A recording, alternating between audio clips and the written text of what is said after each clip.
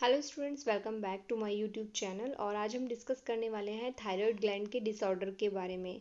Thyroid gland के disorder के बारे में अगर हम डिस्कस करें तो हमें तीन चीज़ें सामने आती हैं कि किस किस तरीके से थायराइड ग्लैंड की वजह से डिसऑर्डर हो सकते हैं। फर्स्ट है कि abnormal secretion of thyroid gland.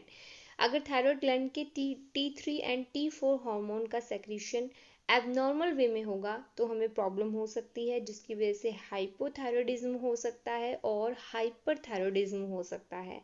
And the second situation is कि जब गॉइटर हो जाता है, मतलब कि जो हमारे गले में थायराइड ग्लैंड है वो काफ़ी एनलार्ज हो जाती है, बड़ी हो जाती है।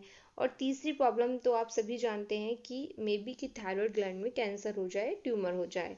तो फर्स्ट हमारा जो डिसऑर्डर है वो है hyperthyroidism.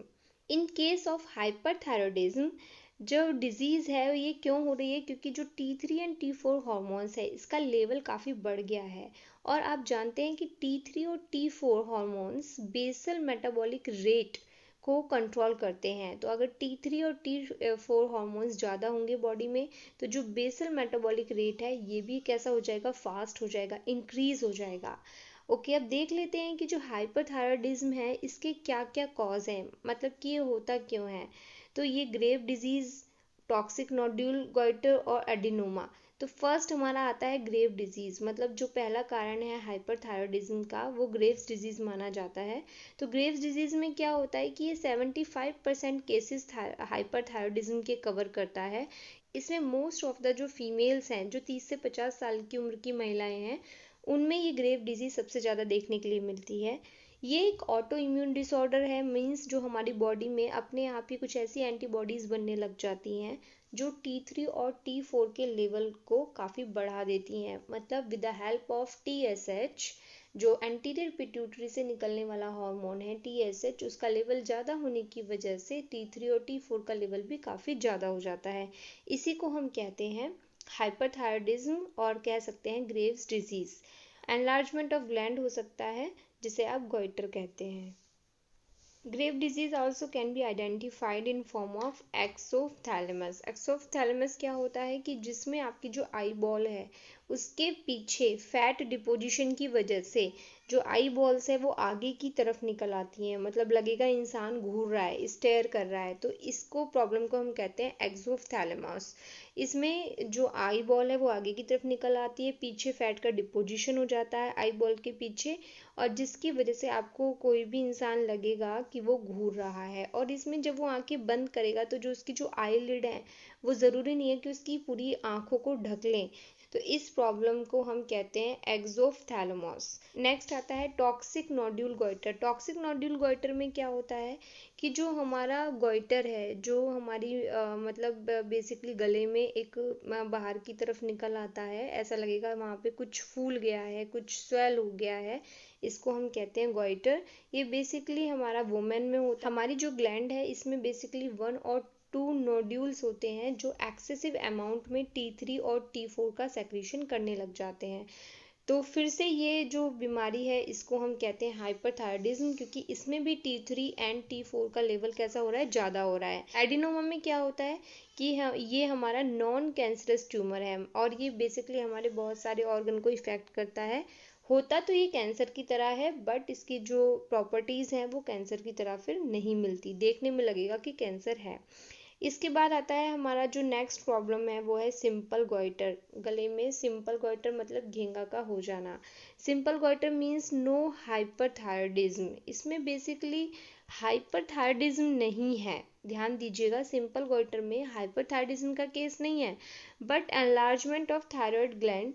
The mechanism behind simple goiter is when T3 and T4 become low, as positive feedback stimulate pituitary to release more TSH, thyroid stimulating hormone. Basically body में T3 और T4 का जो level है वो कैसा हो जाता है, वो काफ़ी कम हो जाता है। और जब T3 T4 का लेवल काफ़ी कम हो जाता है तो हम जो फीडबैक भेजते हैं पिट्यूटरी को जो फीडबैक भेजते हैं वो हम भेजते हैं कि TSH वहाँ से ज़्यादा रिलीज़ किया जाए, क्योंकि जो ब्लड में T3 और T4 का लेवल है वो काफ़ी कम चल रहा है। तो इस वजह से जो TSH है वो काफ़ी ज़्यादा अमाउंट में रिलीज़ होने लग जाता है, और इसकी वजह से क्या होता है कि जो थायराइड ग्लैंड है उसमें हाइपरप्लेजिया होने लग जाता है। अब हम वापस से देख रहे हैं कि जो सिंपल गॉइटर है उसकी जो कॉजेज़ हैं वो क्या क्या है। एक तो आयोडीन डिफिशियंसी है, दूसरा है जेनेटिक एबनॉर्मलिटी, मतलब कि हो सकता है कि जेनेटिक वे में ही, मतलब कि बचपन से ही उसको T3 और T4 का जो सेक्रीशन है वो काफ़ी कम हो रहा हो। और आयोडीन डिफिशियंसी तो सबसे बड़ा सोर्स है, मतलब कि अगर किसी भी ऐसे एरिया में जहाँ पर आयोडीन की सप्लाई नहीं हो रही है आपको डाइट में, तो आपको सिंपल गॉइटर हो सकता है। मतलब कि अगर थायराइड ठीक रखना है, आपको ये गॉइटर से बचना है, तो आपको, आपने सुना भी होगा कि आयोडीन युक्त नमक खाना चाहिए।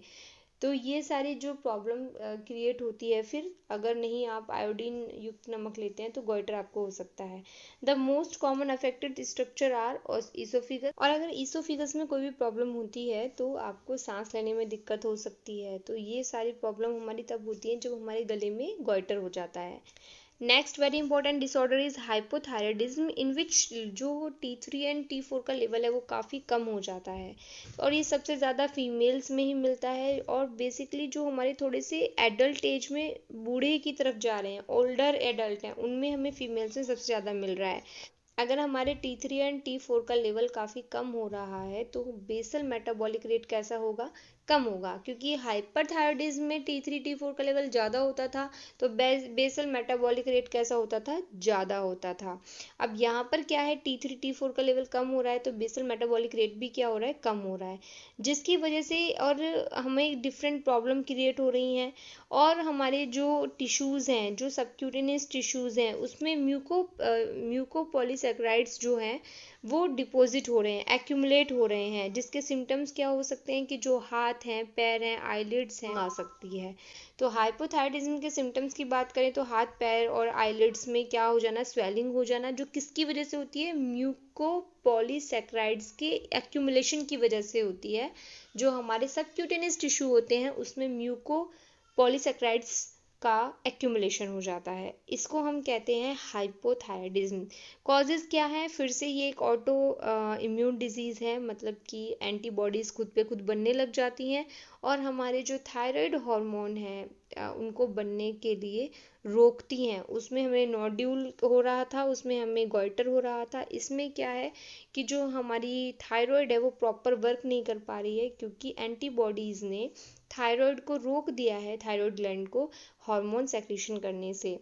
और इसका भी जो हमारा फर्दर कॉज है वो क्या है, सीवियर आयोडीन डिफिशियंसी, जहाँ ऐसा एरिया है जहाँ पर आयोडीन का सोर्स नहीं है, ऐसी डाइट जहाँ पर आयोडीन युक्त नमक नहीं खा रहे हैं या आयोडीन नहीं मिल पा रहा है, तो ऐसी जगह आपको हाइपोथायराइडिज्म देखने के लिए सबसे ज़्यादा मिल सकता है। कॉग्निटिव हाइपोथायराइडिज्म क्या होता है, देखिए कॉग्निटिव का मतलब है जो बचपन से ही आपको प्रॉब्लम हो, मतलब कि जैसे ही जन्म होता है तो उसके कुछ मंथ और वीक्स के बाद इसमें डिफिशियंसी होगी थायराइड हार्मोन की, या फिर वो हार्मोन होगा ही नहीं, मतलब या तो डिफिशियंसी है या एब्सेंस है। ये बहुत बड़ी प्रॉब्लम है कि देखिए थायराइड हार्मोन बिल्कुल या तो निकल ही नहीं रहा है थायराइड ग्लैंड से, या उसकी डिफिशियंसी हो गई है। और ये उन एरिया में सबसे ज़्यादा देखने के लिए मिलता है जहाँ पर आयोडीन की बहुत ज़्यादा कमी होती है, और इस वजह से T3 and T4 hormones body में नहीं बन पाते, क्योंकि थायराइड ग्लैंड हमारी एक्टिव नहीं रहेगी। तो क्योंकि हम जानते हैं T3 एंड T4 हमारी ओवरऑल ग्रोथ के लिए रेस्पॉन्सिबल है, हमारी हेयर ग्रोथ के लिए रेस्पॉन्सिबल है, हमारी मेटाबॉलिज्म के लिए रेस्पॉन्सिबल है, टेम्परेचर कंट्रोल करने के लिए रेस्पॉन्सिबल है। तो ये जितने भी फंक्शन हैं फिर ये सारे स्लो हो जाते हैं, क्योंकि हाइपोथायराइडिज्म में T3 एंड T4 का लेवल काफ़ी कम हो जाता है। तो आई थिंक आज का वीडियो आपको अच्छा लगा होगा। अगर अच्छा लगा है वीडियो तो लाइक करें, शेयर करें एंड सब्सक्राइब करें। Thank you.